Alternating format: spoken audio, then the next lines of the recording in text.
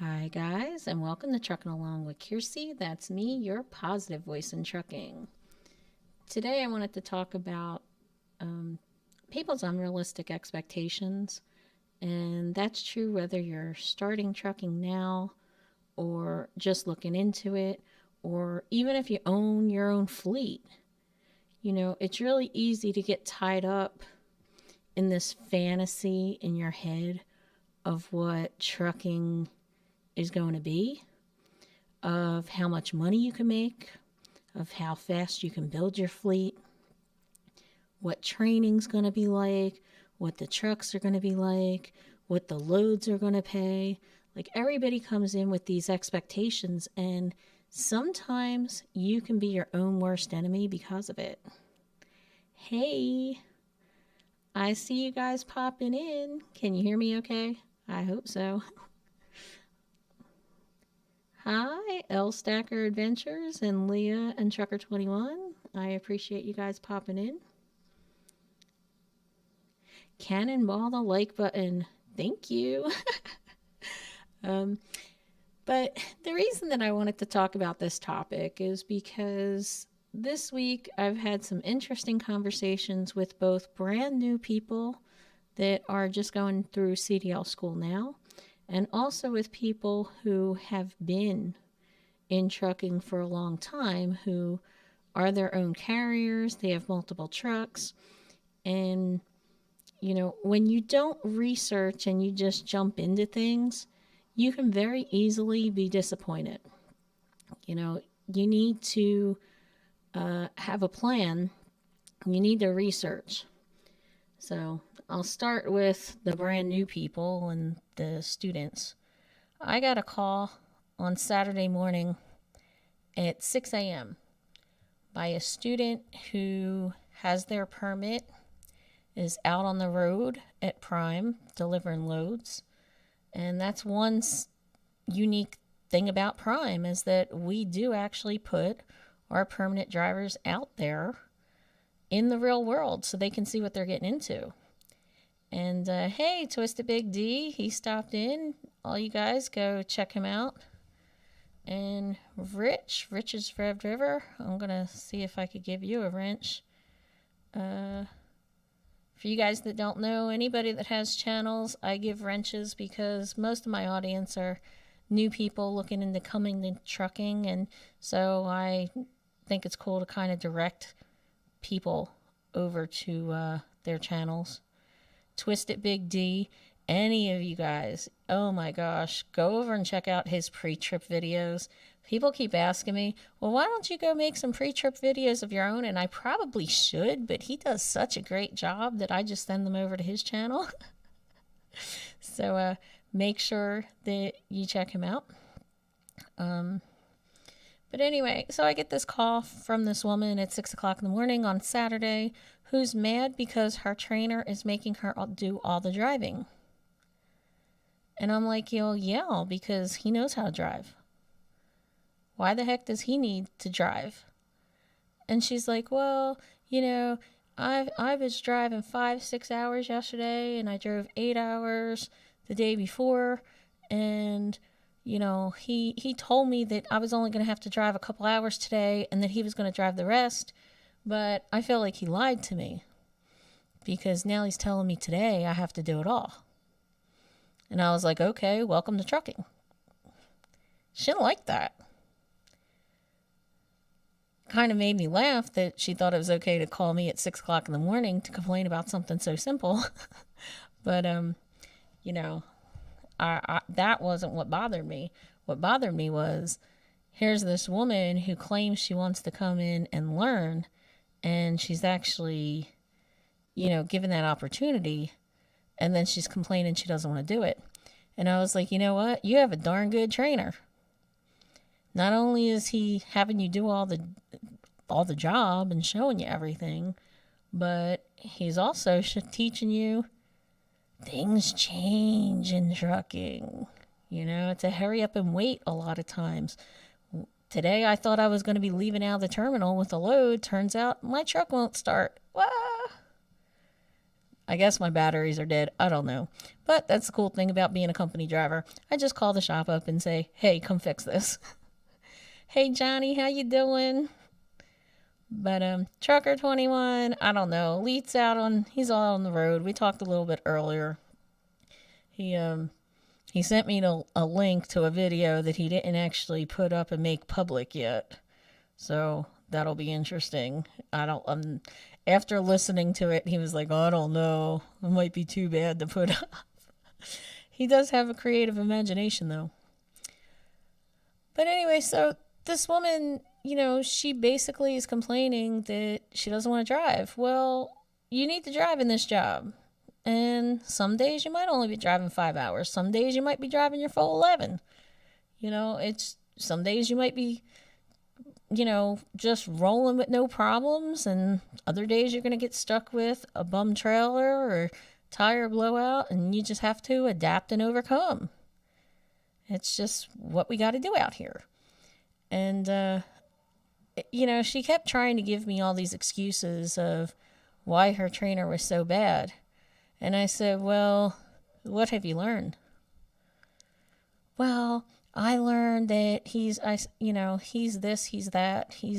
I was like, well, okay, but you're so focused on him. Are you actually learning to drive? Are you swinging wide with your turns? You looking in your mirrors? Are you reading those signs? And then she's like, well, I kind of. Well, no, you know what? Focus on what you got to do.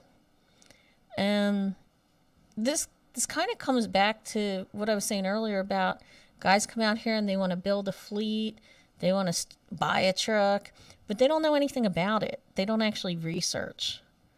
You really, really have to do your research. Know what you're talking about.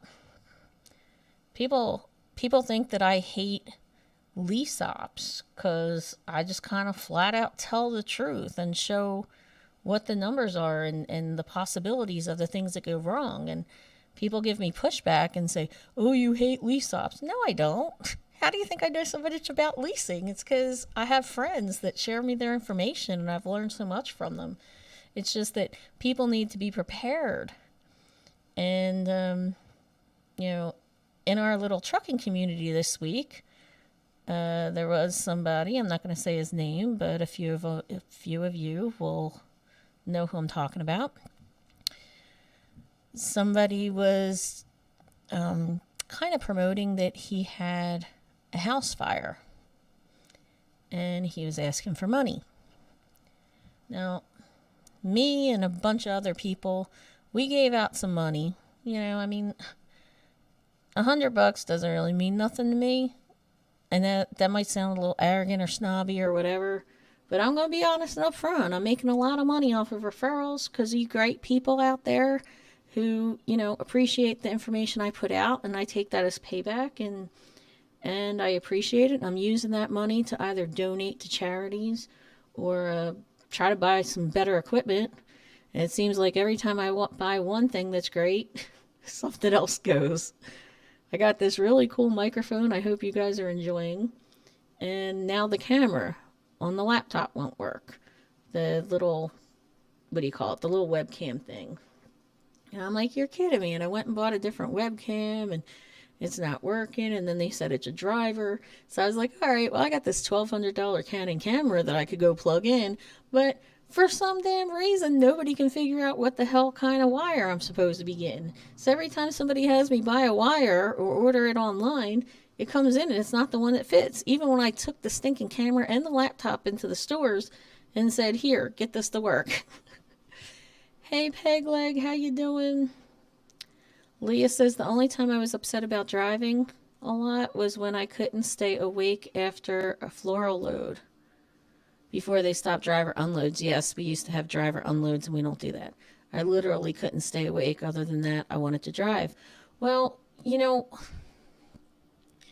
sometimes people don't understand too is that when you have a trainer like me who's a team driver, a team trainer, just because you're sleeping, and it's hard for you to get used to sleeping in a moving truck. I'm not gonna lie about that. But as a trainer, you're doubly responsible. At least the student they should be able to go to sleep realizing, hey, I've been doing this for 7 years and I'm still alive, so they should be alive too shortly. But it's not the case when you have a trainer.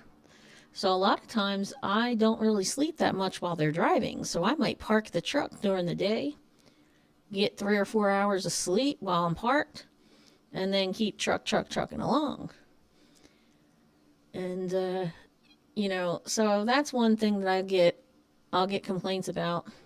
But anyway, back to this guy. He was like kind of talking about he's got a house fire and he lost everything and he's living in a hotel.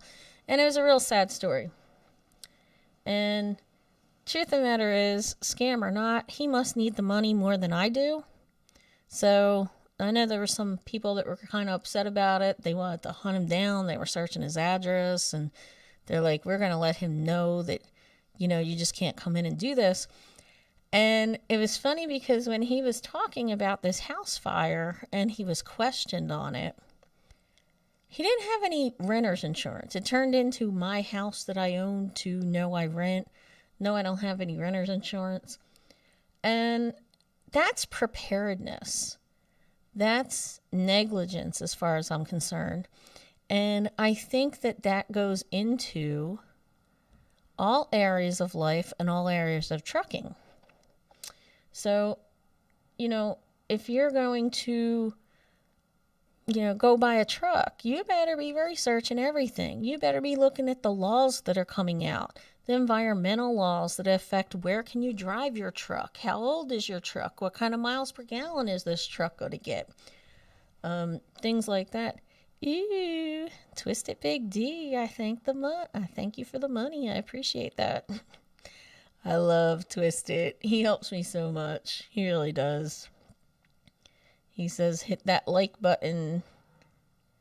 Peg leg can tell you what to do to the bell. You guys are funny. There's Jenny. Oh, Jenny. Jenny's my good friend. I met her because her husband was one of my subscribers and he used to listen to me and he'd pop in every once in a while. And then she was in training here at Prime, and let's just say that her trainer didn't have the kind of patience that maybe this trainer should have had. So her husband said, call Kiersey, she can help. And she's like, I'm not calling freaking Kiersey. I don't know who that is. But it turned out that, Prime's really good about when you have legitimate reasons to swap trainers. They're really good about that. And it's been a couple years now, and she's a very dear friend of mine. And I'm kind of mad at her because she's going to be moving out of Springfield. And Jenny, I just did leave something at the terminal at the mailroom for you. So when you guys swing by, make sure you pick that up. Rich River says that he'd send money, but he's broke.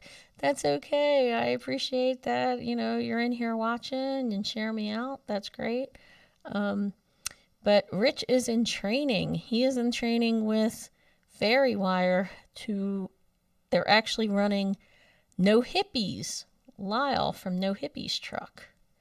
So, Jenny's in Ohio.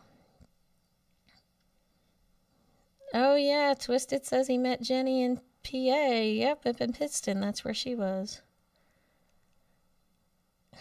Barry says Elite Electronic Service has the best technical support in Central Arkansas. He'll find your cord and fix the equipment problem. No, he won't. He really can't. He really doesn't. He doesn't know. But Richards River said that he drove 578 miles today. Woohoo! See, that's the kind of TNT student that a trainer likes. Well, at least a lease owner op trainer. I don't really put any kind of mandates or anything on my students. I expect you to do the best you can do. I expect you to do it safely and make sure you take a nap if you need to. But, Rich says she's got the best co-driver. Maybe you have the best co-driver. How about that? But, be prepared. If somebody doesn't have insurance, I kind of think it's negligence. I really do.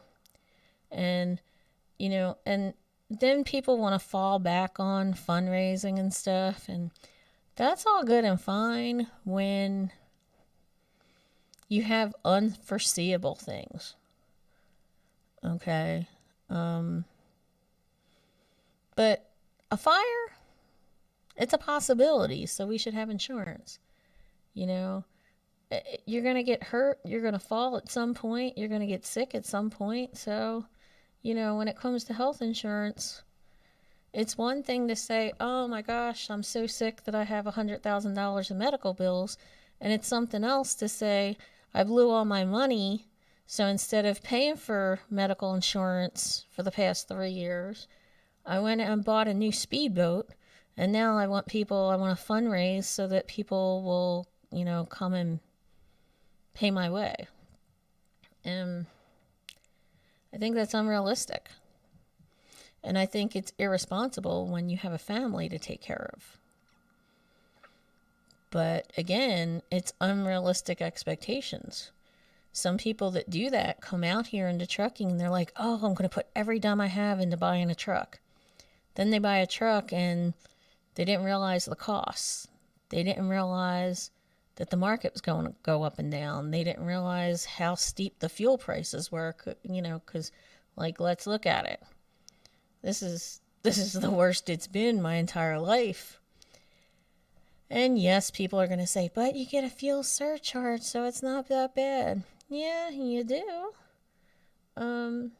But then you have all these arguments about other things like AB5 and how that's affecting.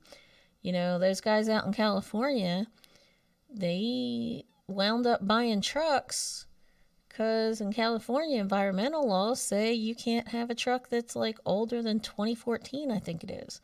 So these guys went out and they got truck payments. Now they're being told because of AB5 that they can't lease on to companies. So they're supposed to go get their own authority. And that means they have to pay, really high insurance premiums in addition to having truck payments. So you have to be prepared for things. You have to research things. And a lot of these guys, that law went into effect 3 years ago. There was an injunction, and here we are 3 years later, and now people are upset about it. Now it's almost too late. It's done. So now you have to figure out what the heck you want to do. Olaf from Pad 12, practicing alley dock. Well, Olaf from my apartment, 2 streets away. Twisted says, can I get a GoFundMe for my speedboat? I know, that's sometimes what it feels like, And oh, Rich got 3,000 miles left. Well, and see, that's something else. People will sit here and say, oh, well, I did my 3,000 miles, so now I want to get paid more money. Well, it doesn't work that way. It's a minimum of 3,000 miles. The reason why they say minimum is because it could take another week or two to get a truck. The way it happens when you upgrade, somebody just said to me, she thought she was just going to meet up with one of these micro fleet owners out in the middle of the country somewhere. And she's like, oh, well, I already have my 30,000 miles, so I'll just meet him, and then I'll get on his truck and, I'll just drop him off at home or back in Springfield or whatever. I'm like, you realize you have to go through classes? You have to take logs classes and computer-based training classes and sim classes and, defensive driving classes. And this person was like, you're kidding. No. Goes back to unrealistic expectations. Ask questions. Know what you're getting into. Pegleg says, when first getting into trucking, be a company driver until you learn the business. Yeah. It's pretty much what I say because, honestly, people don't like it when I say this, but If I needed brain surgery, I'm not going to somebody who's a first-year medical student. I want somebody who has experience, who has knowledge, who knows what they're doing. And, you know, in a way, you are putting your life in the hands of somebody very new if you just go straight into leasing. You know, there are people out here that they do poorly in leasing, and then they get in the hole, and then they start getting depressed and they can't get out of the hole. Truck breaks down, especially with COVID. People were out for 4 or 5 weeks. They still have that truck payment. And then something that happens too is they hear all these numbers that other people are throwing out, and they really don't know what those numbers are. Are those numbers that are being talked about, are they the total revenue? Or is that after expenses? And what happens is, like, this new driver hears somebody saying, oh, I'm making $5,000 a week. Well, that's $5,000 in week in revenue before expenses. So this person who is striving to do better then gets this negative, this negative image of themselves, feeling incompetent, and they're chasing this illusion. It's not even real. And it's making them feel bad. And then they get a terrible image of Prime or whoever, whatever trucking company, and a terrible image of the industry. And then it turns into, well, nobody told me. Hey, Jeremy and Skeletor, how you guys doing?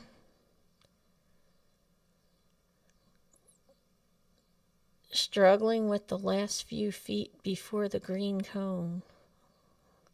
Well, sorry, this is actually still my vacation, so I'm not coming out there. I should, though. My truck is dead. The batteries are dead. It hasn't moved, so they were like, oh, well, when you go back out to the truck, we'll come out and jump it and check it out and all that. I'm like, whatever. It's the end of my day now. I'll do that in the morning. Isaac's dad says, today was my first day at orientation, and I realized everything rookies complain about is the contracts you sign. Read the contracts, people. This is true. Most people don't read the contracts. They don't get copies of the contracts. I'm one of those people. I read everything. The lease contracts are like 72 pages long. You better believe I've read them all. I sat there. And they change over the years too. So something that does happen is you go to one person that's been here for a while and you ask them about something that's in the contract, and that's not in your contract because you're just starting and it's changed from when they first came. So, yep, Twist, it says knowledge is power. I say that all the time. And see, Leah's saying there's so much to learn even once you're on your own, and Leah had a good trainer. You know, there's only so much you can learn in training. And even with a good trainer, you can be with a great trainer for a whole year, and you're not going to see every single scenario. What you really need to do is try to learn how to make decisions. And it goes back to knowledge is power. Learn as much as you can, research as much as you can, ask questions, and have a plan for things that could happen. You know, it doesn't matter whether you're new or like we're talking about buying trucks or buying a fleet. I had a friend who owned 5 trucks. One of his trucks was taken down to Jacksonville, Florida, and parked at a TA. His driver proceeded to take a baseball bat to his headlights and taillights and windshield, took a knife and cut up all the seats, and then texted their company, which it was not a Prime truck, just by the way, but texted their company and said, tell the fleet owner to come get this truck. And the guy went home. So my friend was in his truck in California. Had to go deliver his load, park his truck in a secured lot, fly from California down to Florida, put that truck, paid for the tow and the storage and everything till he could get there, put that truck in a dealership there, tried to make sure that, it was inspected for airline issues and mechanical, because when it comes to somebody vandalizing your truck, you just really don't know what the heck they did to it. So then he has to drive back to the middle of the country to go put that truck in the terminal, flies back to California to get his truck that he normally drives, then comes back to the middle of the country, and then swaps all his stuff out of the newer truck that he normally drives into this one that was just vandalized because he didn't feel safe putting another driver in that truck. I mean, think about how much money he just spent. Tow, storage on 2 trucks, flying back and forth. We're talking 2 flights, and we're talking the downtime on the vehicle. And, then these guys spend a lot of money just trying to find drivers too. So you're talking advertising to get drivers and, and then I don't know what kind of training, but if I owned a truck, guess what? Somebody ain't getting on my truck unless I know that they know what they're doing. So I'd have to go out and do some loads with that person probably for a week. Make sure that, everything was okay. 10 Count Story says, I was out for 2 weeks with COVID at the campus and Prime paid me $1,000 each week to recover. Well, yeah, that's because you're a company driver. If somebody's a lease op, it doesn't work that way. So, if you're a lease, then you're not only are you not getting paid, but then you're stuck with that truck payment, and you have to worry about all that missing revenue that you're losing. And to me, that just seems like a lot to worry about. That's not freedom to me.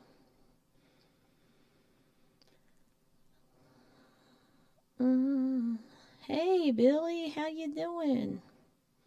Grams Curtis, so you're 7 or 9 a.m. class. So Grams must be here too.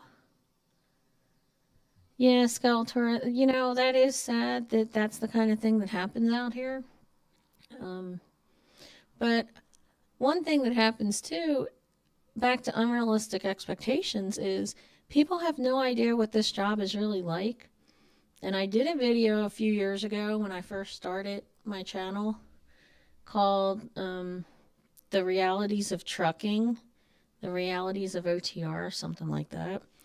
And I get so many people that will watch that video and then comment and say, thank you. Thank you for being honest, because now I'm really thinking that this might not be for me.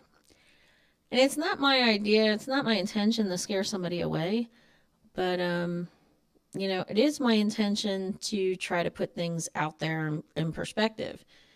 You're not going to get a shower at 8 a.m. every morning. Like somebody said, there was this one woman, well, I need a shower to start my day at 8 a.m. Well, lady, I don't know where you thought you were coming, because your day might not be starting at 8 a.m. One day it might start at 2 p.m. One day it might start at 2 a.m. It's all going to depend on your load. So, things are they're going to differ and they're going to change. And you have to be flexible. A lot of people, they watch all these YouTubers, and I want to be positive, but a lot of times YouTubers make it sound like this is just an adventure and, ooh, we're gonna be like RVers, but we're gonna get paid. It's not like that. Think about, if it's snowing outside, I don't just get to say, hey, I'm just gonna shut down and I'm not gonna move. You can say that, but that doesn't mean I get to go into my nice warm home with the heat and have a bathroom nearby and walk around naked in my house and, go take a shower when I feel like it. The reality is out here, if it's 2 o'clock in the morning and you got to go to the bathroom and you wake up, you have to go and put your, if you're in pajamas, you have to put street clothes on, you have to put boots on, you got gloves on, then you have to walk across a parking lot with a couple hundred trucks through the snow and ice, and you're half awake, and you get inside, and now the lights are so bright, they're like waking you up. And then you're in a public restroom that may or may not be clean. There may be people around you that smell. So, hey, Redneck Trucker. Redneck sent me a really nice Cash App the other day. So thank you, sweetie. I appreciate that. He sent me $100, and believe me, I will put that to good use. He says he zoomed through my neighborhood. Isaac Kiersey, what about getting out of debt first before incurring more debt? Well, that's true too, but see, people have more unrealistic expectation. I go through so many people's lease settlements, and I've heard YouTubers tell me, oh, well, she's seen a few. No, I actually have more settlements on my computer than a lot of these, lease ops have gotten sent to their freaking emails. So I kind of know what I'm talking about. And then people will say, well, how come Prime doesn't fire you for saying what you're saying? Because I'm speaking the truth, and because Prime, if you listen, is very, very open about how much you should expect to make. And when it comes to the whole concept of being in debt and everything, well, guess what? My first 2 years, I paid off $70,000 in debt. I say this all the time because I'm so freaking proud of it. I have a right to be. And I went from a 530 credit score to, I think I'm like 813 or something right now, 810. I have no problem getting financed for anything. I stopped paying attention to how much things cost. I don't even pay attention to,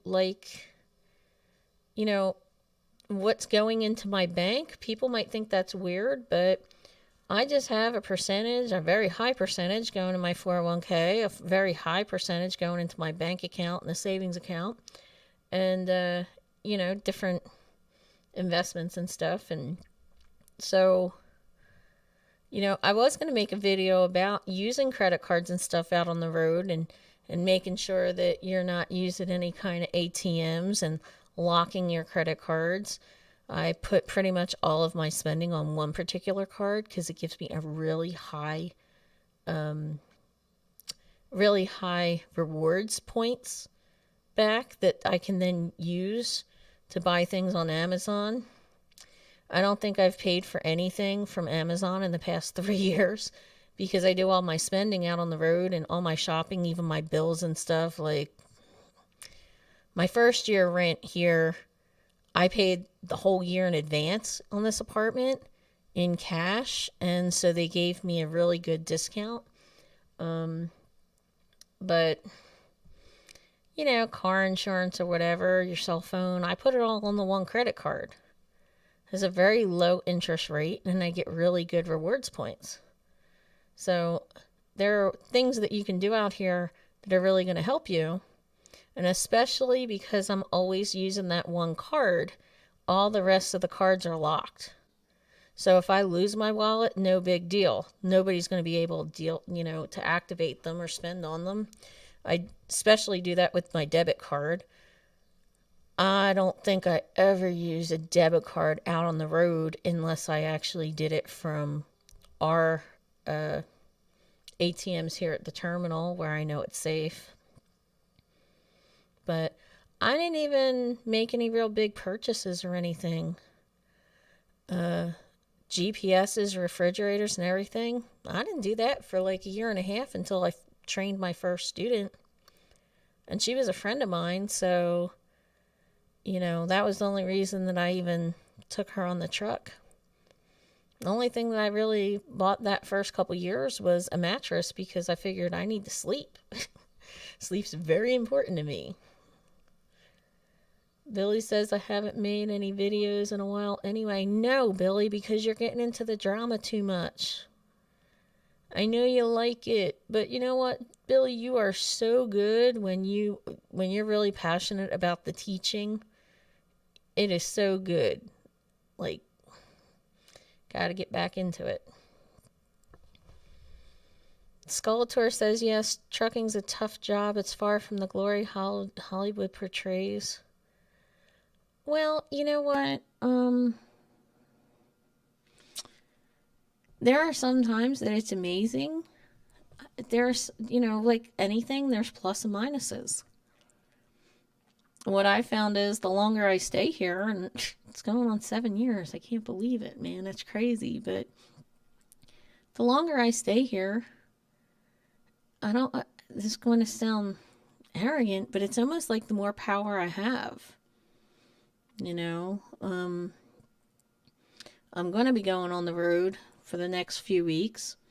There was a woman who, Cassie, that you would have seen her in my videos when she passed her exam. She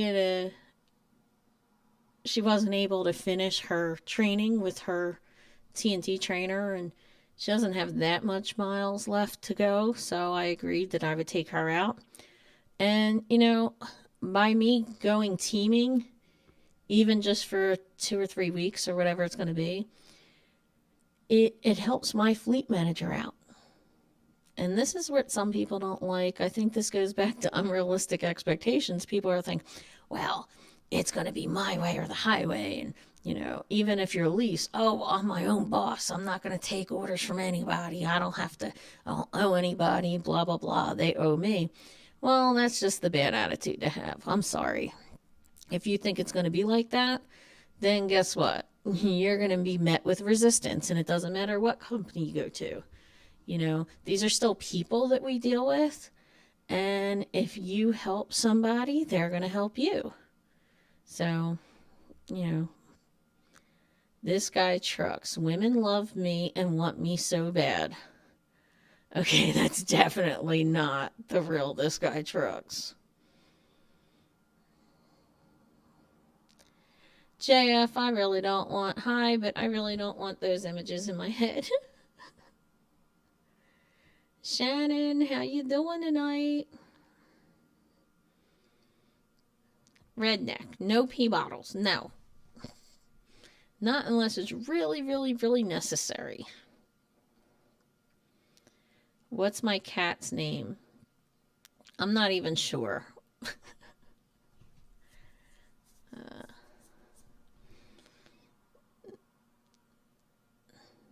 There is no other toilets can be more worse than the rock bars, which is where I spent my whole 20s at those places. Yeah, I wasn't a bar person in my 20s because on my 21st birthday, I went to a club and somebody threw up all over my back. It wasn't even somebody that I knew. All right, thanks for stopping in, Billy. I appreciate that.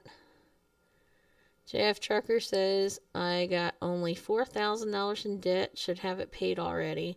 Well, yeah, stop spending your money frivolously. Skeletor, you know what? I don't have a Discover card. I have a really good Capital One card, and I have a really good American Express card. And this is going to sound really snobby. I almost got an American Express Platinum. They kept trying to give it to me, and and I could get it. I could get approved, but the only reason I would even want it, and it's like $675 a year, is just so I can say, put it on my Platinum card.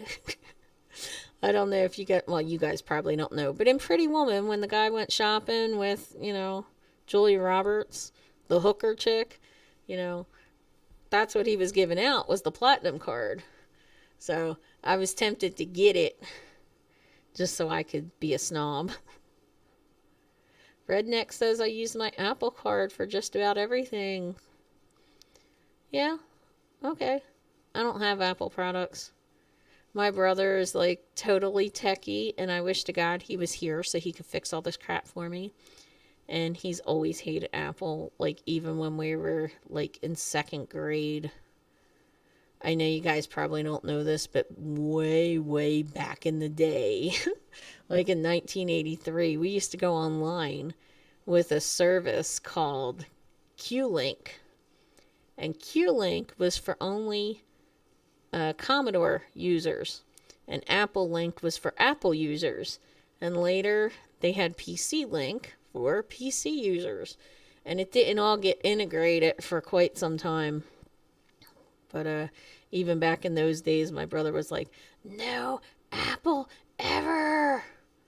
Like, and when he would say that, I'd swear I'd have flashbacks of Mommy Dearest in my head. JF Trucker wants me to teach him money stuff. No. No. What is the average rent like in Springfield? If you don't mind sharing, no need to say what I pay myself. I have no problem telling you. I don't care. I mean, I'm not exactly sure what average is. I'm in a pretty nice complex that has like an elevator and key fobs, and it's a gated community. So in this particular one bedroom, it's like $835 or something like that. But I get free Wi-Fi, all the brand new appliances and everything. But there is a really upscale one that I was originally looking at. It was $1,000 a month. But it was more like that high rise with the shopping centers down below, and had a farmer's market that came every Saturday, and had like parks that you walk around, and community events and stuff like that. But a lot of people I talk to say they pay about like $600 to $700. But since I'm a little bit of a snob, I don't think that I would like that. Swift fired me. That's not particularly nice. And if it was true, then I want to know what the deal was. Gotta get back to CBTs. That's a computer-based training, and it's so freaking boring, and you're going to do the same ones like 5 or 6 times by the time you get your own truck. The fake This Guy Trucks always leaves comments that he with his wives and girlfriends. Yeah, well.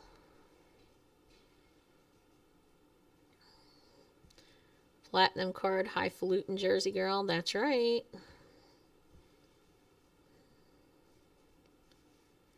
What was my first computer?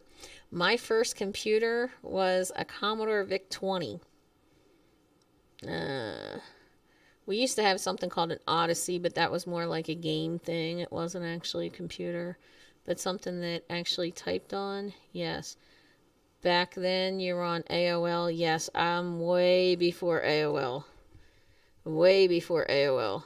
I was so mad when AOL came out because AOL bought out my PC Link. So I know that was somewhere around high school, because I'm pretty sure that the first PC my mom bought, because we had a Commodore VIC-20, and then we had a Commodore 64. Then after that was a Radio Shack. Look, I'm showing my age. It was a Tandy 1000 XL. Yep. Then my brother sat there, and he became so good that he just started building parts. He would just buy all these parts and then stick them all together. A Pentium. Yeah, I think that's what my brother did. He did, I don't know. He used to have something called a mega computer that he built at the time, and it had a 14.4 modem that was amazing at the time, and some kind of Zoom and Lightning video cards and sound cards and all this stuff. And like, I'm sitting here trying to remember, and I really don't remember. I'm too old. But we used to have something called bulletin board services. And my brother had people dial into our computer. And this is back before the internet. And you could leave messages, almost like a forum, like a message forum. But we would all get together. So when I was in high school, all these high school kids would get together at a park and have a barbecue and football games and stuff like that. And we all, like, there'd be like 100 of us, all, from a 50-mile radius or something. And we all went to different schools, and it was a lot of fun. BBSs, yes. First time I chatted was web TV. Ooh. Do you remember the Worms first version? I was playing it on a floppy disk. Yes, and my Worms was on an Atari 2600. Yes. I think it's funny because it wasn't all that long ago. It was like right before I got into trucking. I had all those things up in my attic, wound up getting destroyed in a hurricane. A hurricane, an earthquake, and a flood all hit my house within 2 weeks of each other. It was not fun. Let's put it that way. It was not fun. But I must have had 200 Atari games up in that attic. We used to have these, does anybody remember the word games? That it was all words. There was no graphics at all. Like, there was one called Dracula and one called Adventureland. And it would say, like, you can go, you see a tree. There's a golden axe with the word Munchkin carved in the handle. What do you do? And you'd have to put, like, go west, go east, hit axe or use axe or something like that. Kingsway Dragons Rock. We tried to chase chicks on the BBS. Those girls' mamas didn't appreciate that. Yeah, I bet not. I bet not. ICQ. Oh my gosh. ICQ. That's right. Oh my gosh. I forgot all about that. But this one game, it was so funny that I remember that was a Commodore 64 game, or a Commodore VIC-20 game. And you could only put a verb and then a noun. So you could do go west. You could say, shout cat. But you couldn't actually do a whole phrase or anything. So my neighbor came over, and she was this old, crude woman that was always, see, in Jersey, we say cursing, but the Southerners say cussing. So she start cussing at the computer. And she said something like, go do this. And it said, I do not know how to do something. Do this something. So she said, go F yourself. And he said, I do not know how to F something.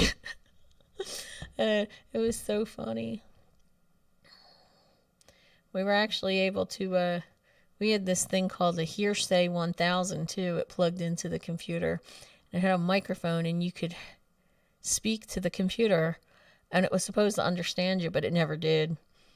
So when people are always sitting here telling me about how, these trucks are going to come and take over the world, and they're going to be like self-driving trucks, and give me a freaking break. This goes back to don't be your own worst enemy. Worked at the post office. I started in the late 90s, and when I started there, they had this big screaming match because everybody was upset. Everybody was up in arms. They had 3 facilities called lights out facilities. They were all robots. The entire processing plants were robots, 24 hours. The only people in the entire building were the mechanics that fixed the robots. Well, guess what happened? They needed so many mechanics that it was cheaper just to put the people back in there. So they got rid of all the damn robots that cost millions and millions of dollars. Shannon says, I remember typing codes in the Commodore 64 just to make a graphic. Oh my God, it took forever. Yes. Oh, Chuck and All Snapper. Let me give you a little wrenchy thing here. Scramble North, how you doing? Yeah, Snapper, I don't think you've been in here before because I would have already given you a wrench, but people with, people with channels, because my channel is pretty much geared towards new drivers, people who are just coming in looking for CDL schools and things like that. I usually highlight the wrenches. Barry's special. Barry gets a wrench because he's special. But mostly it's channels. But yeah, and I want to say it was about 2010, the post office brought $1 million robot into our particular building that I worked at. And I worked at a plant with like 1,500 to 2,000 people. It was a 24-hour processing plant.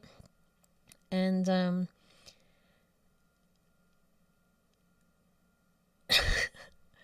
okay, Snapper, I'm just going to ignore that comment right there. That's a whole nother discussion on why it would take this long. But so they paid like $1 million for this robot. And what it was supposed to do was it was supposed to be a forklift on the one side. And it would be able to go into the trucks, pick up the pallet, go through the building, drop the pallet off in the department that it needed to be sent to, and then go back out to the platform and wind up, picking up another pallet. They put in these magnetic type of plates into the ground, into the flooring, and it's going to be able to do this, and it has sensors on it so that if somebody walks in front of it, it would stop and wouldn't run them over. And problem was, nobody actually measured the height of this thing, and it couldn't get through the arches between the inside and the outside of the building. Like, our platform actually had a wall separating it and had these arches so that you go in and out of the building, and it was too stinking tall. And nobody ever thought about that. That's why there's no way that I want the government doing anything, because they screw everything up. And I sure as hell don't believe that they're going to be able to make robots to replace us all, because they've been saying that about that post office I worked at for the last 40 years.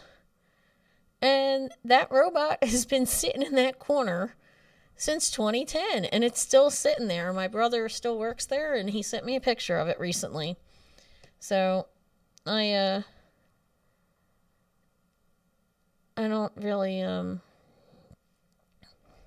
don't believe all this hype. And goes back to unrealistic expectations.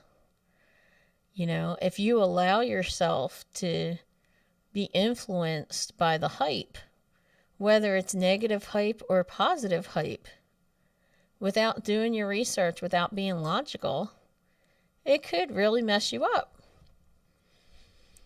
Before I came into trucking, there was a video online from a woman who, supposedly had been out here for 10 years or so, I think it was.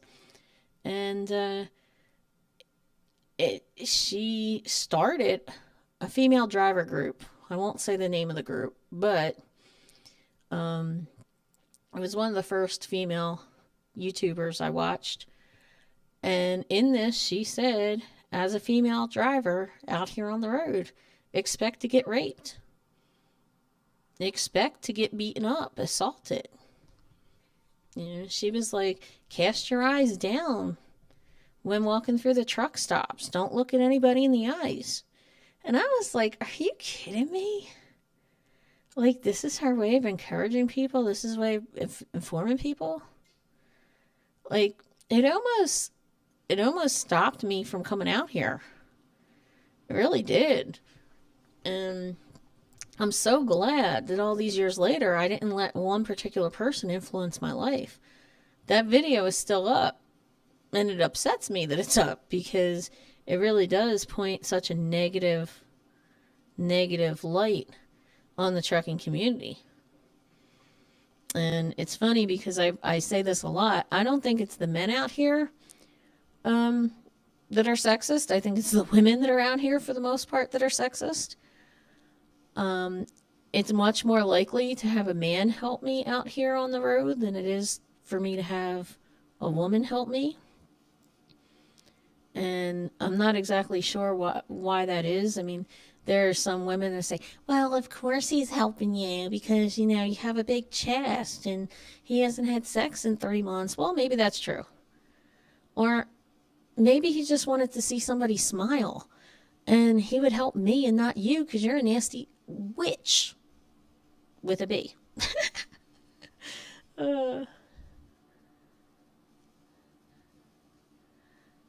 Okay, before USB and PCI Express, we had to restart the PC over and over again to make new devices noticeable. Yeah, I remember that too. Oh, well, I had a 300 baud modem that you had to dial up, and not only did you pay a monthly service fee, but then you had to pay toll charges, and it would take like an hour for it to go. Remember all that? You'll love my sound effects. I'm not cool like Twisted Big D that has this little board that pushes buttons and gets things. I don't have one of those. The government is only good at 2 things, blowing things up and spending money. That is absolutely true. Absolutely true. Jeffrey, hi, where's the video? I don't know. I can't get this stinking camera working, so I bought this cool microphone because I wanted to hook up the camera and I wanted to do lives, and now I have 2 different webcams that are not working, and it must be something with the drivers, and I removed the drivers. I was tempted just to go buy a whole new freaking laptop, but I have so much of my stuff that I like on this laptop that I said the heck with it. Then I tried to hook up my Canon $1,200 freaking camera. Can't find a wire to send it to, and there is a way to do it wireless, but if I do it wireless, it only wants to do it for a short amount of time, like 20 minutes or something. And anybody that knows me knows that there's no way that I could talk for 20 minutes. That's why I have, I usually talk and talk and talk. And, I was dabbling with TikTok, so I think I'm going to get into that shortly. Seems like a lot of people, like Old Snapper, was getting into the shorts, and he was getting a lot of subscribers and viewers and stuff from that. Pegleg says Kiersey asked the government to fix your camera. Well, maybe that's the problem right now. The government is trying to fix my camera. It's quite a possibility.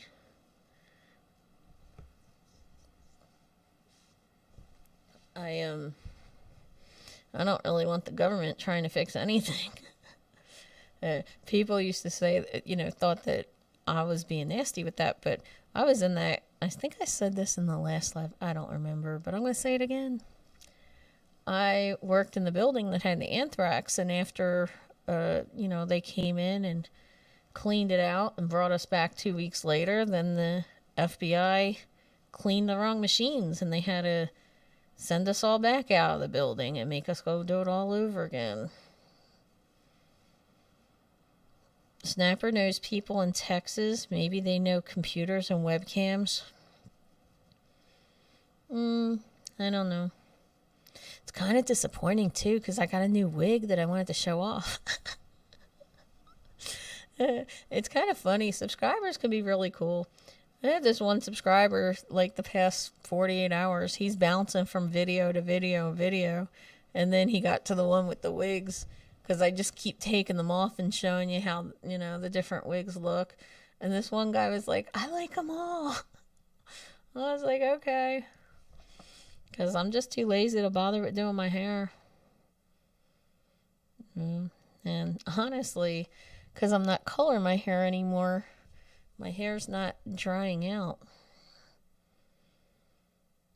Hold on, Barry, on the phone. My stepdad in ICU, so I can't hear y'all. Oh my gosh. Well, Snapper, I hope that he's doing okay, and I'd like to know why he's in the ICU.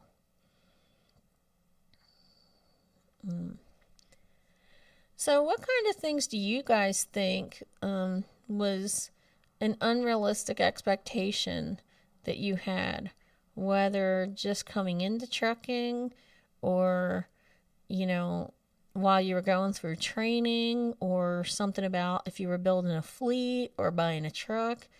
What did you think was unrealistic? Hey, Jack's Lady Trucker, welcome to the show. I'm going to assume you have a channel, so I'm going to give you a wrench. I don't think I've seen you in here before. So, just so you know, I've give wrenches out to channels because my subscribers are all new people that are looking into trucking usually. Peg leg, 10 scariest words in the English language. I'm from the government and I'm here to help. Absolutely. Absolutely. But like I've had people come to me that like they wanted to buy a truck, and then they start looking into the prices for the insurance, for example. And then they call me up and they're like, "Oh my God, I can't believe it. They want $18,000. And there is a YouTuber named Team Tiny, and if I recall correctly, he went and bought a truck before he even got a CDL. And then when he went to look for insurance on his own with his own authority, it was $60,000 or something that they wanted. And that was crazy. So he did go and lease onto a company. But people come out here and they have, unrealistic expectations. My expectation was to do a year, then go to drive in the oil fields, but ended up staying here. Yeah. Twisted, how long you been here now? Because I'm coming up on 7 years next week, something like that. Hensley. All right, I'll give you a wrench too. I'm going to guess that's really Hensley. Is that really Hensley? Well, if not, I'll delete you later. But Hensley, yeah, I don't think you've ever been in here. We're talking about unrealistic expectations, and you're a good one for us to pull up because, you own a truck and then you had a stroke. So there were things that you weren't expecting to happen. You planned on one thing. You're talking about buying 2 and 3 trucks and stuff like that. And so what do you think could have helped you prepare for anything that, happened with that journey? Or what kind of mistakes do you think that people make when they're looking? For example, here's one. I remember that Billy Raines was talking about buying a truck. And Hensley had asked him, why? Why do you want to buy a truck? And Billy said, so I can get home more. And Hensley, do you remember what your answer was? Hensley was straightforward and laughed at him. I mean, it was just a hearty ha ha ha ha type of laugh. Because that's unrealistic. I don't own a truck. I don't want to buy a truck. I have no intention of it because my friends that I do see that own trucks, it almost becomes a huge, huge part of their life where on the weekend they're thinking about their truck, or they do go home on the weekend and then they're working on the truck. They're making repairs on the truck. They're doing research on how to, reduce their costs. Researching different fuel discounts or fuel cards or load boards or whatever. So Twisted's been here 6 years in October.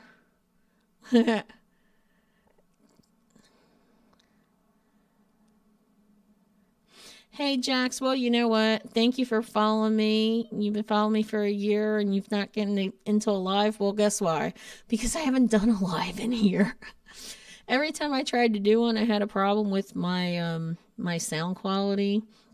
And the video was working and the sound was doing an echo. And, it was just frustrating and I gave up on it. And then now I got this really good microphone and now the stinking camera doesn't want to work. So I'm just going to roll with it. just going to roll with it. And, you know, Mary says being an instructor takes a special skill set. Not everyone is geared for it. And respect to Twisted Big D. Yeah. And, you know, I had this discussion with him recently where I didn't want to become an instructor. And because of the fact that being an instructor meant that somebody's career might depend on how good I was. And think about that, right? This is all skills. This is skills you learn.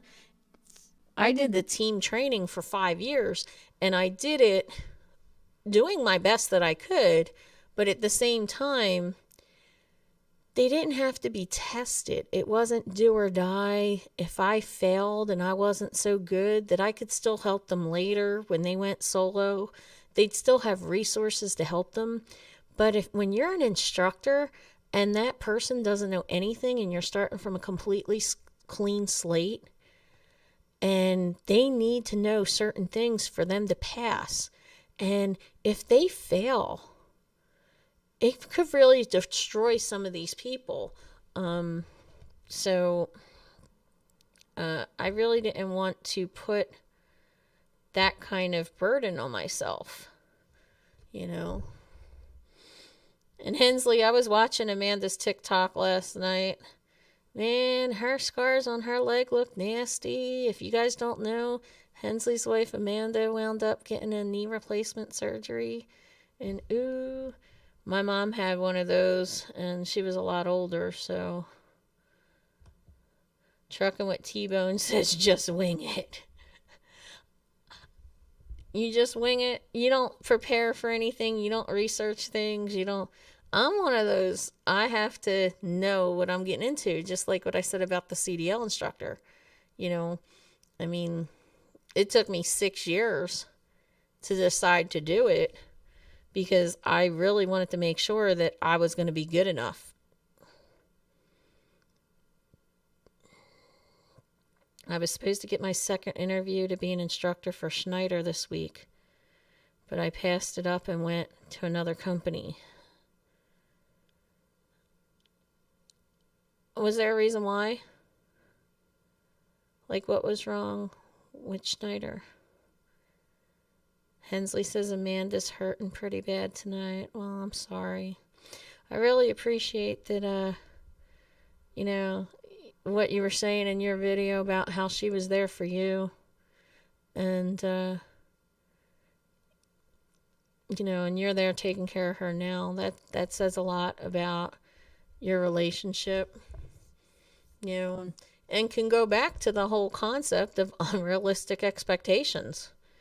You know, people think, oh, well, I'm just going to sit here and nurse somebody, and, you know, you have to do it, sickness and health and all that. And then when you actually physically do the job, that's a lot of stress. When you have to worry about somebody's pain management and lifting them in and out of the tub and the shower and, you know, getting their rehab. My sister's husband fell 80 feet down the hull of a ship and broke almost every bone in his body. He was in a coma for a year, and it took my sister 2 years to get him to walk and talk again. So, you know, and she was young. She was only 21 when he got hurt. And, you know, when life is real like that, these dreams and fantasies you have in your head could be one thing, but reality is something else. So I think a lot of us have to actually sit here and get our heads out of this cloud of, you know, you could look at it and say, oh, it's so romantic that they, you know, they take care of each other, but that's real. That's real. And, you know, there are other people that need different things like catheters and enemas and, you know, gross stuff that you really don't want to talk about, and cleaning wounds and things. And, you know, it's a lot of work all hours of the night at the beginning, but I'm doing what a husband should, just like she did for me as a wife. Exactly. That's awesome.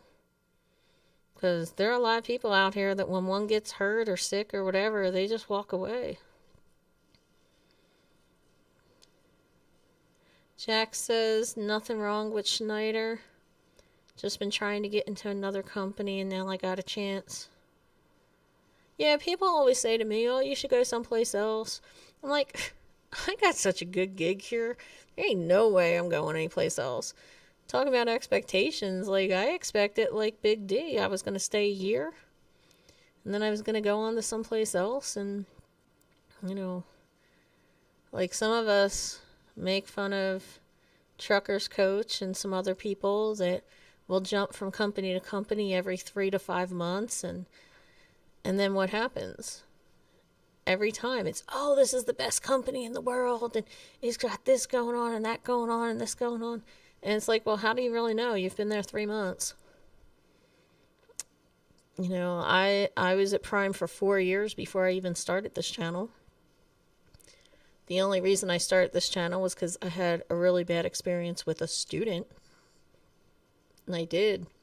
I had a bad experience with a student when I was team training. And I said, that's it. I'm never training again. But I wanted to reach out to people. I wanted to help people. I wanted people to know, yeah, you can do this. You know, it doesn't matter if you're a man or a woman. You know, a lot of people get in their head, oh, I'm too old, or oh, I can't pass the physical, or oh, I'm a woman, or like I had this guy write to me and say, I'm 130 pounds and I'm 5'4". I don't know if I can physically do this job. Okay, well, why don't you come out and do a ride along or something? You know, come out and do a ride along. Find out what this job is like before you start putting it down. You know. But then, like, here's another unrealistic expectation. Like I was saying that Billy told Hensley, yo, I want to be home more as an owner-op. You know, another unrealistic expectation is, I'm going to go local, so I'm going to get more home time. Well, not necessarily. You know, if you're running local, you're still running 14-hour days and you wind up getting 10-hour breaks. So if you live an hour away from your terminal, that's an hour back, an hour two.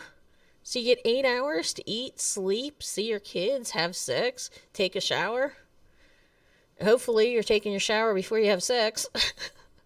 But, you know, that's not really enough time. And if you're expecting all these, you know, really huge amounts of time and personal time, it's not going to work that way.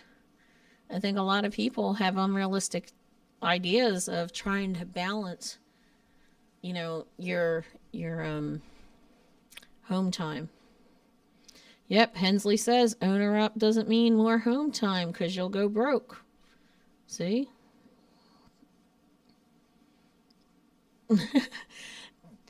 Barry says, yo, go take that nice lady some ice cream, James. She deserves it. Those knee replacements are tough. Yep. Is she getting like an aide that comes to the house and a nurse and everything? I think my mom was 75 when she got hers done. And she was supposed to have this aide comes 3 times a week and a nurse come once a week and the therapist come twice a week. And each one of them came once, and then my mother told them, I'm not letting you back in, I'm done. Like, Mom, you can't do that. And she goes, what? I had 5 kids, natural childbirth. Don't tell me what I can do and what I can't do. The same lady that told me that she was going to chase the Grim Reaper out of her damn bedroom until she was ready to go. So, tough old lady, that's where I get it from. Max Force says that's true about local. I got more sleep doing over the road than being local. I can believe that. And something about local, too, is, you know, especially from new people, that's really tight backing maneuvers. Like, really tight to be doing that every day. Like, that would drive me crazy. Every once in a while, I'd be sent to inner city Philadelphia because I lived outside, and that would be my load going home. And I'd be down these narrow streets and backing up onto the actual pavement and everything, and cars would be driving around me, you know. Hensley says, I may be a piece of shit asshole in life, but I think I make a damn good man. Well, that's a damn good husband at least. No, you're a good guy.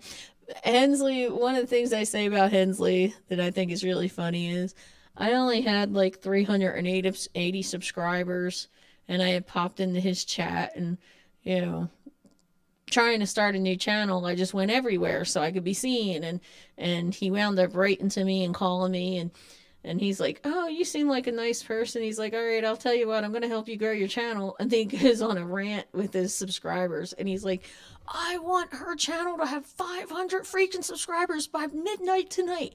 And he's screaming like, go effing now. Hensley, I love you. It was funny. Trucking with T-Bone says, I got more quality time, home time, being over the road than being local. Yes, that is something that I hear a lot because,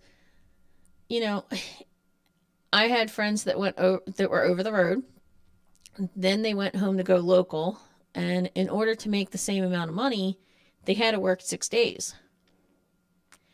So they basically get a 34 at home, which means what? You're going to sleep.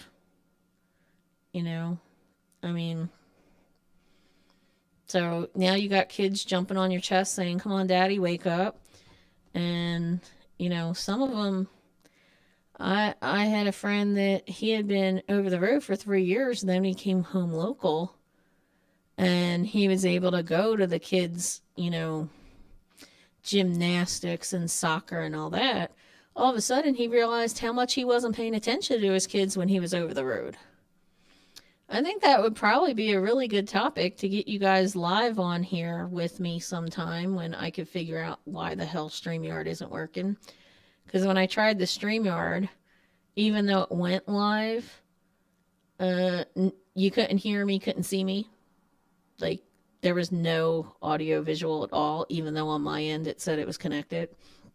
So I'm doing this through OBS right now. OBS is taking the microphone, but not the camera. So I don't know what to do. But when I do get it all together, and here's Elite, maybe Elite could help me figure out what my technical challenges are. Yeah, okay. Even I couldn't say that with a straight face.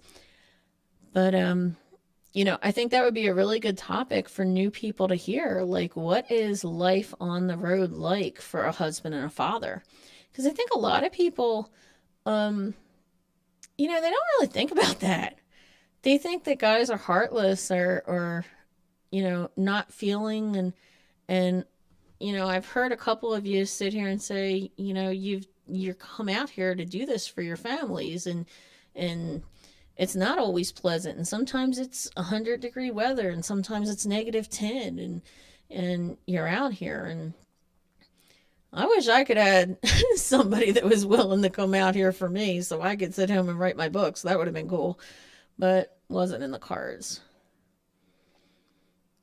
Hensley says, Amanda has physical therapy coming to the house 3 days a week, and we have amazing insurance. That is awesome. Because there's a lot of people that don't have insurance, and, then they get caught in these traps of, back to unrealistic expectations and feeling weighted down. Like you're stuck. Financially, I was stuck before I came to Prime, and I was in a job that in my area paid really well, considering that I have 2 degrees. I have a history and political science degree and one in human and social services. But, you really can't get jobs in those. And then once you have seniority in a union position, to just leave and walk away from that was a real chore for me. It was a real chore. Hensley says, oh, look, Hensley has a wrench and Elite don't. Well, that's because I don't do lives. Now I got to give one to Elite. That's going to be the new drama video this week. Kirsten took Elite's wrench. I don't know what kind of story I could come up with about that one. That's kind of funny too, because it's really easy to get you guys going sometimes. Like the rumor floating around that I'm pregnant with Elite's baby's been going on for over a year, and I still don't know when the hell I'm delivering this baby. Barry says Elite, the IT guy, is in the building. Fix this woman's video equipment. He can't even fix his own. Twisted Big D says some of our tire loads are hardcore backing spots. Absolutely. Prime has something called an eco shredder now. So we go and we pick up tires from various companies. We bring them back and they shred them into mulch. And it's kind of cool. They have different colors and stuff, but some of these places you go into to get these stinking tires are ridiculous. And it's funny because they have us take the students on those loads, and I don't know what the hell they're thinking. See, that's unrealistic expectations, in my opinion, because, a student goes and sees us and says, are they kidding me? This is what this job is? You're going to have me back up in a place like this? If I would have done those loads in the beginning and that's what I thought this job was like, I would have ran away. And one thing I don't like too is that people give up. They don't know what the lifestyle's like. And they get a taste of the teaming and they think that teaming is what it's really like. And it's going to be the same way when you go solo when it's not. And people will say, well, these mega carriers can't keep people. But I really think that has more to do with the lifestyle. And, there are some people in here like Elite. Elite says he don't give a damn about the lifestyle. He did this job to support his family, and he just goes out the way he runs. They send him out, and then he turns around and comes right back home. And, I've heard Hensley say things like, well, it's in your blood. Hensley gets all excited. Trucking's in my blood. When it's in your blood, it's in there. You just crave to go back out on the road. And when he was out and had a stroke and everything, I felt bad for him because there were some times that you could tell he was missing that. I'll be honest with you, it's not in my blood like that. Like, I'm not itching to go back out on the road. But I do like the helping the people. I do like the training. I think that's really cool. Elite says my laptop's from 1987. No, it's not. This laptop is not. This isn't all that old. Maybe 2 years. I don't think it's that old. Setting on Streamlabs plus StreamYard uses the default you have the computer set to. I have no idea what you're talking about. Because what the, I removed my video driver, my camera driver, and then reinstalled it. And it says it's on. The light comes on, but then it doesn't have any actual picture. So when I go to StreamYards or I go on OBS, it both recognizes the camera, the light is on, but yet there's no picture recording. It's almost like there's a black piece of paper in front of the camera. And it didn't matter what camera I used, whether I used the integrated or the USB camera that was hooked up.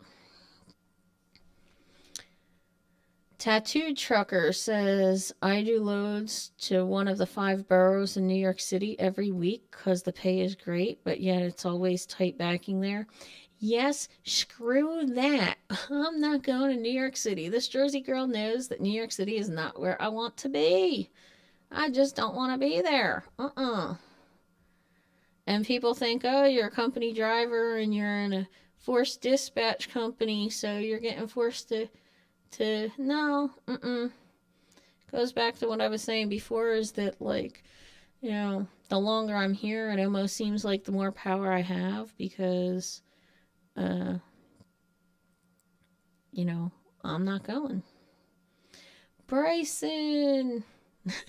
Bryson says the only place he refuses to go is Philadelphia. Bryson was passing me one day flying, like, me and my 58, 62 mile per hour truck. He flew on past me, and he was on the, he was on the CB, and he was like, yo, Kirsty, is that you? I was like, yeah. I really wish we would have had time to stop. Hensley says, no, let me time him out first. No. But, hey, at least I'm not gonna, take my shirt off on camera and give everybody a heart attack like James Best would do.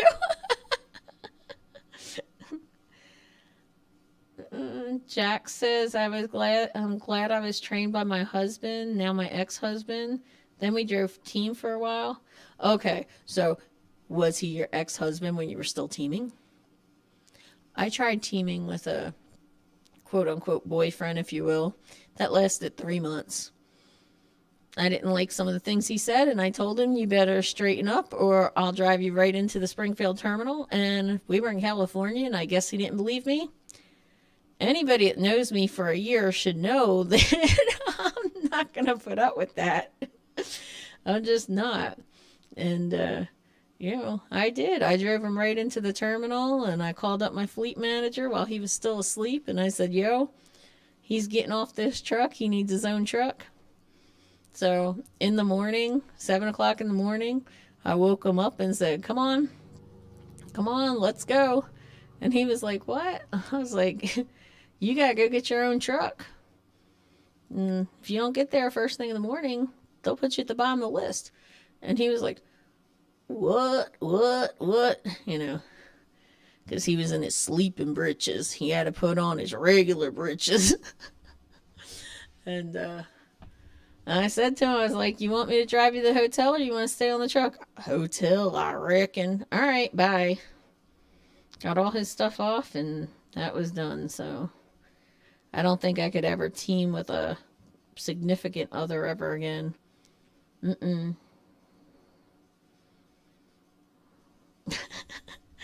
Well, I don't know, Lee. What do you think? You think I should take away your wrench so Hensley can time you out? See, that would be the new drama video. Hensley times out Elite. You guys got to come up with better stuff in their drama arena. I mean, come on. Picking on Team Tiny and JF Trucker? I don't know.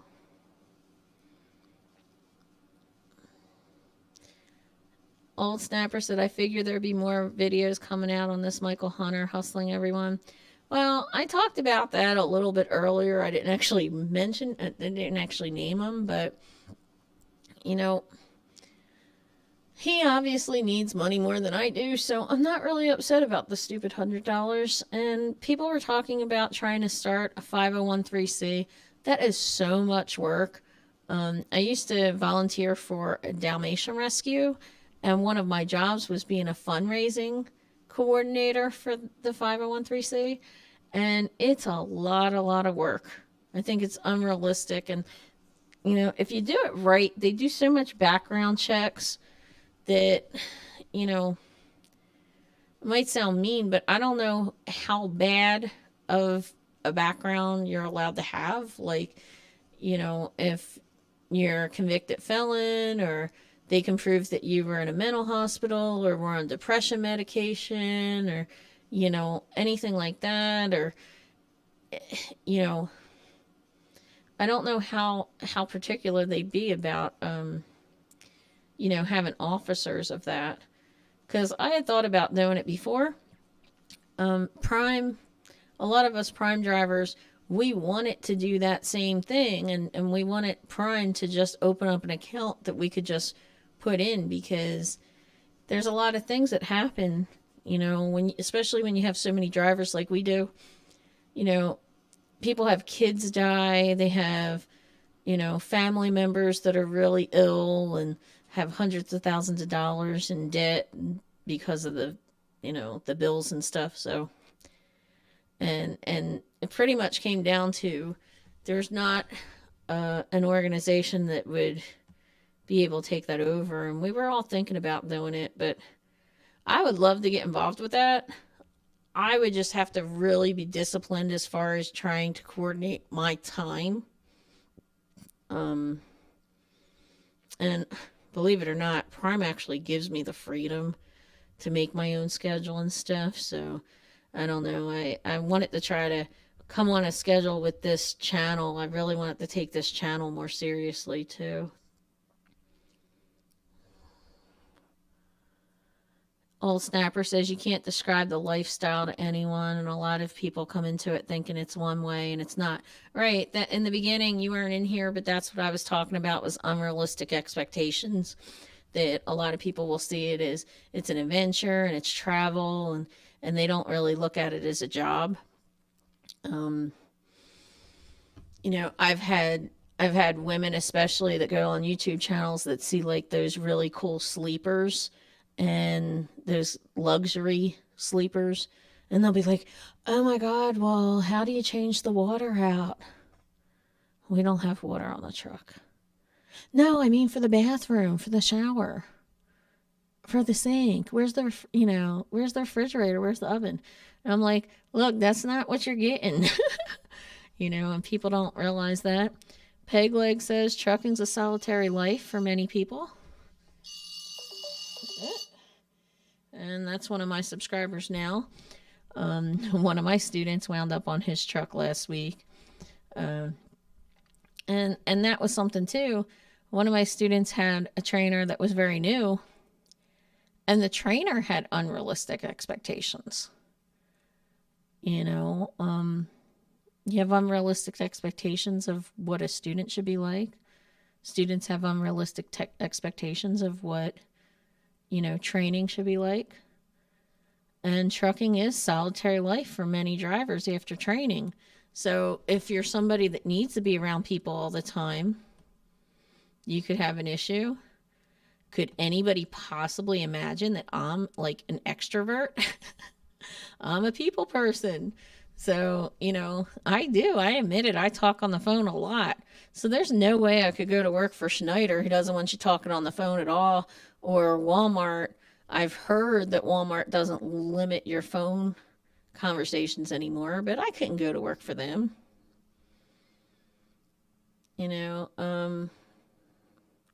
I don't have a cap on the lens, Barry. Jack's lady says, I went to Fox Valley Tech here in Wisconsin, and there was one of the guys in my class went to the same company as I with my ex-husband. He started at the same time, and he quit 2 days later. Yep, I see a lot of that. I just had one of my students who was on a team trainer's truck. She went out for like 15,000 miles or something, so she was halfway through, and she decided to quit, and she was embarrassed to tell me. And I was like, well, first off, you don't need to be embarrassed to tell me, because everybody's different. Not everybody can handle this. But if you really didn't give it a chance because you only gave it a few weeks or a couple months, that training period where you're stuck with that new person who's making all those decisions, and somebody you don't really know or maybe you don't like,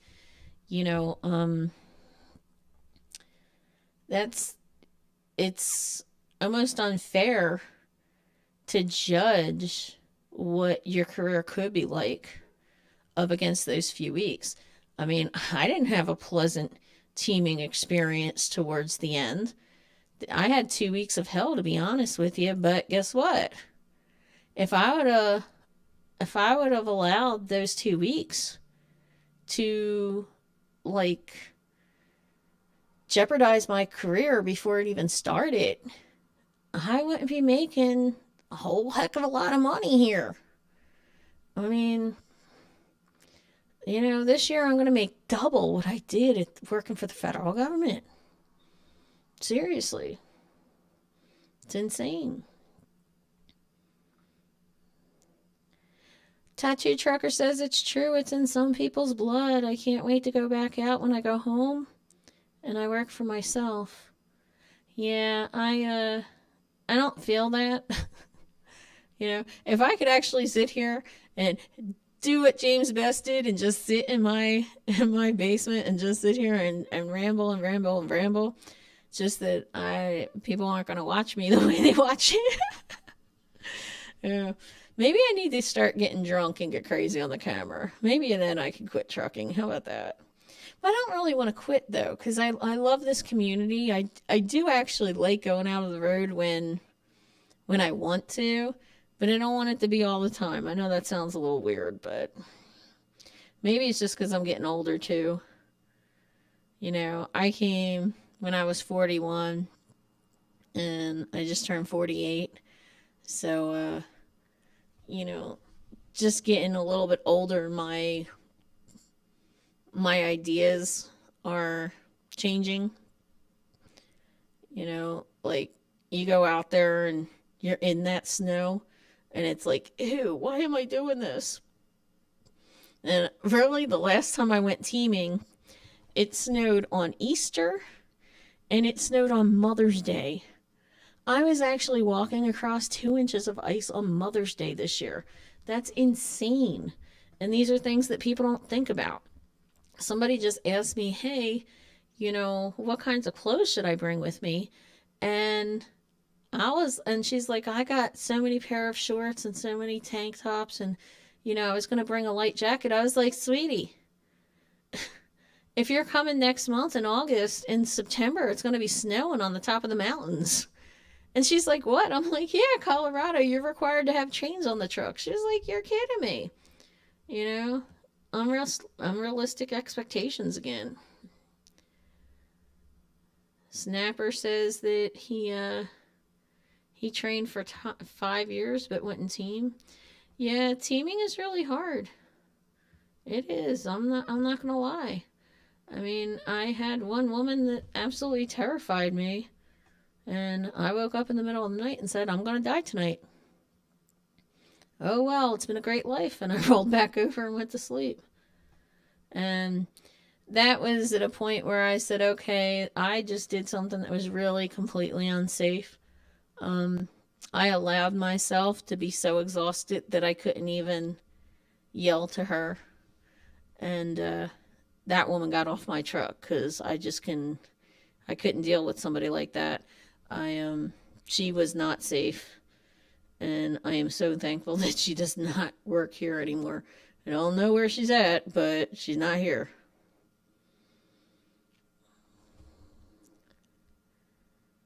The drama's getting boring. They need fresh meat, says Hensley. Well, don't be coming here looking for drama.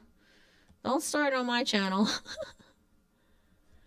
Ryan says, how long you been a driver? I came to Prime in September of 2015. And then I start training a year and a half later. I trained a friend of mine.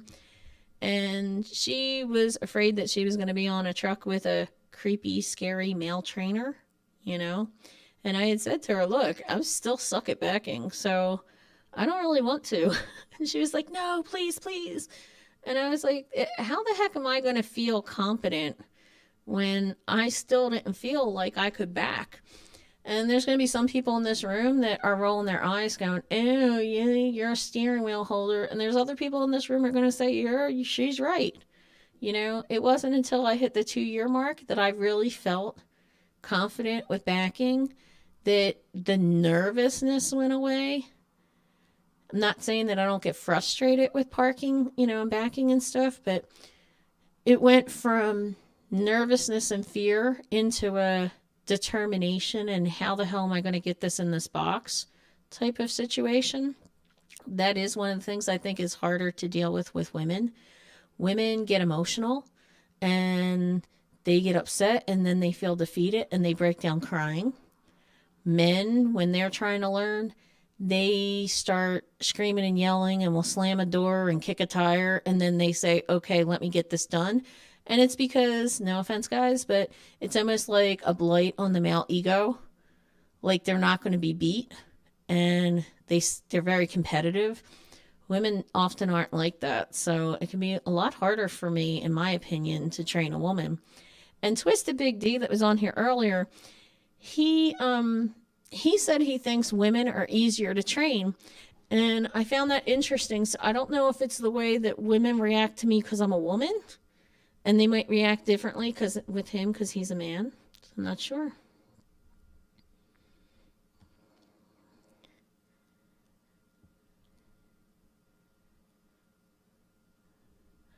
So Snapper says in NFG, they're over in Zillow drumming up drama. Mary says Dalmatians are really great dogs. I had a Dalmatian that was amazing, and she would have taken a bullet for me. Interesting fact about truckers. Did you know 60% of truckers have pets, and 40% of truckers on the road have the pets with them on the truck? I found that really interesting. And something that was interesting about when I came looking for Prime, that was one of the reasons why I came to Prime, was because I had a cat at the time named Goofball. And most of the trucking companies didn't accept cats. Prime did. Elite, newsflash, I think I'm getting out of drama. Okay, he says that about 3 times a week. I'm not going to take that as gold. Snapper at Stevens, we had that. Then the lady that ran it was arrested because she was using it to pay her bills at home. Ooh, that's not good. Hensley says, yeah, Elite and Hensley are both going to quit drama for the 127th time.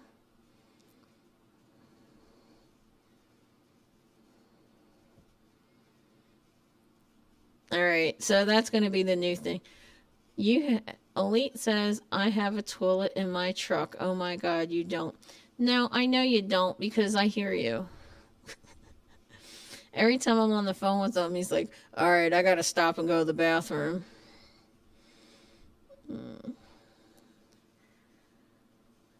Barry says he's just here for the lot lizards. Well, there aren't any hanging around here, Barry.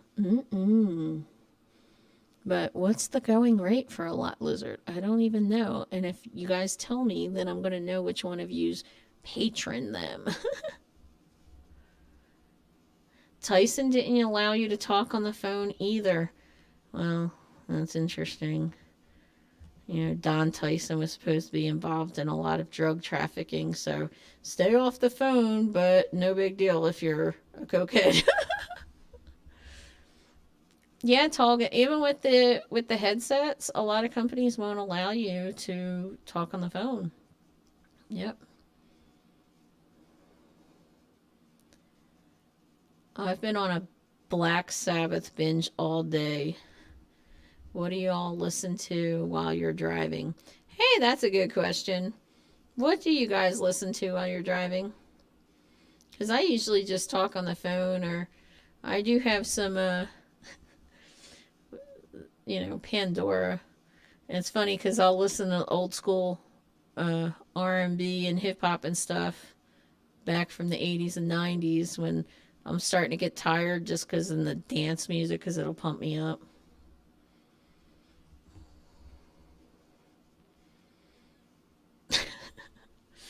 Oh my gosh.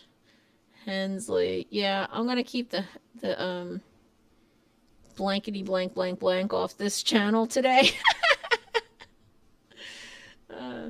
Yep, see, not even hands free. I said that. So Tolga's over there giving Hensley the cold shoulder. That's going to be another drama video coming soon.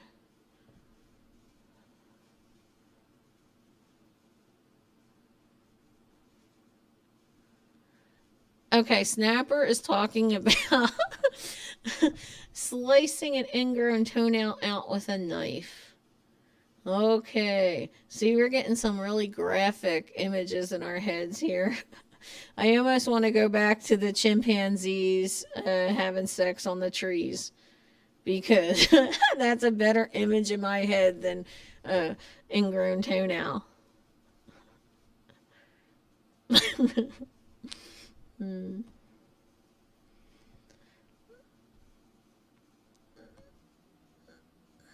You guys are so funny.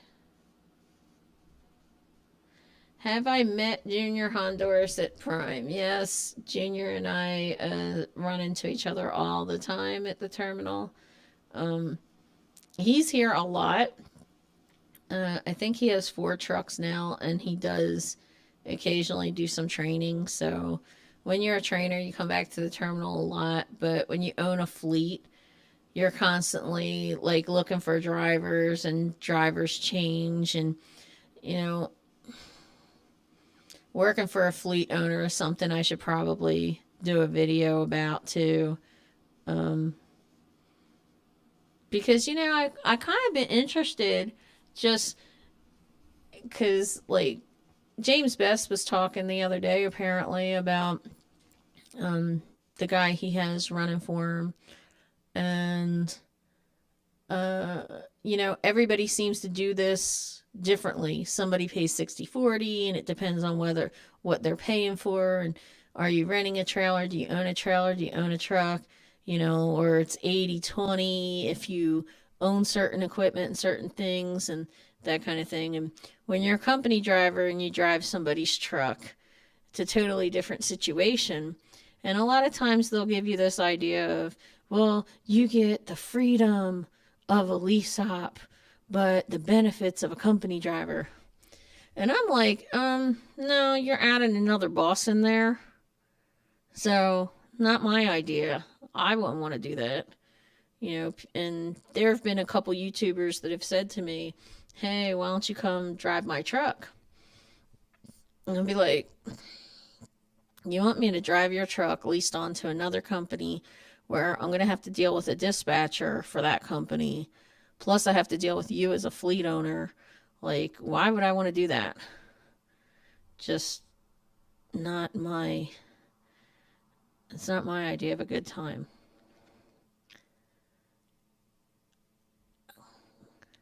Elite says, rub some baby Orajel on your big toe and numb it before you operate on that ingrown nail. I'm having flashbacks of my childhood. I had a pair of earrings where I was a little kid, and apparently nobody bothered to actually check my earrings. And you have to keep twisting them and turning them, and you have to take them out at night. And nobody did this to me when I was a child. It's called neglect. But the skin grew over the back of my earring. And my mother took some ice and a steak knife and a potato, and she just sliced the back of my ear open and got that earring out. And then later, when I wanted to, open that hole back up, I had to get a re-piercing done. And even as an adult now, every once in a while, it's like I get a cyst of scar tissue in there that will start to get hard and bother me. Unrealistic expectations again. Look at how all of this goes into the same theme. My mother unrealistically thought she could just leave my earrings in and just not deal with them anymore.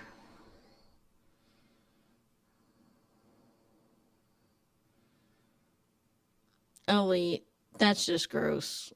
And I don't believe that. Bryson says, I passed Junior Honduras on the road one time, also shouted to him on the CB. Yeah, but Bryson, he has 4 trucks, so most of the time, whoever you think you're yelling to and you think it's him, it's not him. Seriously. Does my Freightliner have the Kiersey Dungeon option, asking for a friend? Oh my gosh.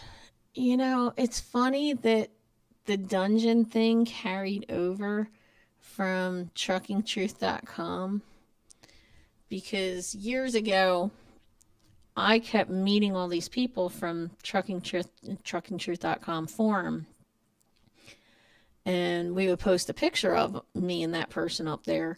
Then all of a sudden, that website is pretty much for people who are new to trucking. So once people get their first year in and they don't really have questions and they're not looking for advice and guidance, they kind of disappear. But because these people would disappear after a year, it was always after I had already met them their first year, it turned into, oh, Kiersey's killing them and putting them in a dungeon or locking their bodies away somewhere. So it turned into, yes, I had a dungeon or some kind of a crawl space under my truck that I was burying people.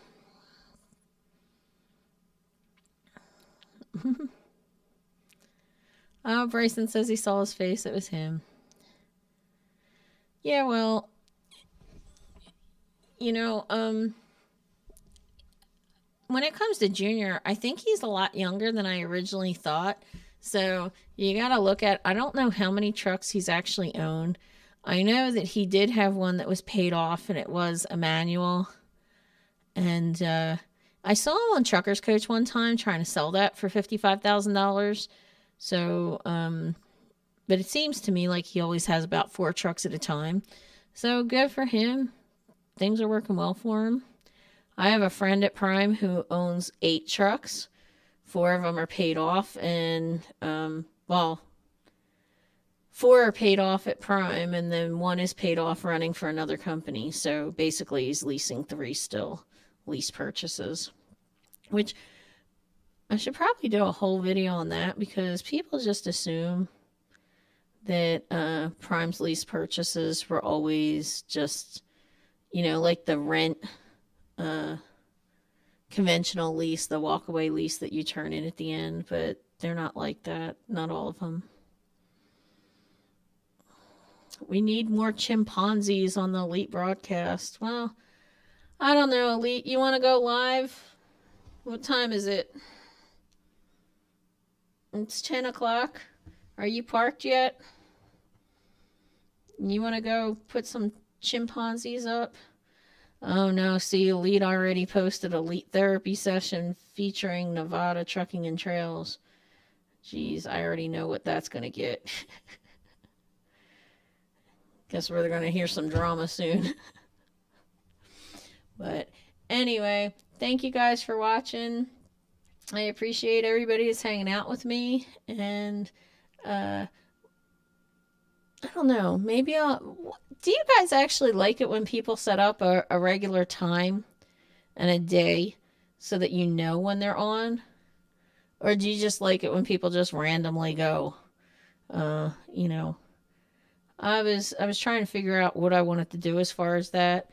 Some of the other Prime drivers, they have certain days, like Twisted Big D is on Thursday nights, and Primetime Fits, he's on Friday nights.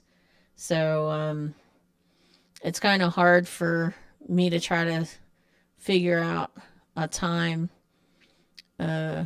once I come back, because I'm going to be gone for 2 to 3 weeks. But once I come back, I want to figure out what's wrong with this camera, and then I want to try to do lives like at least once a week. I think that would be kind of cool.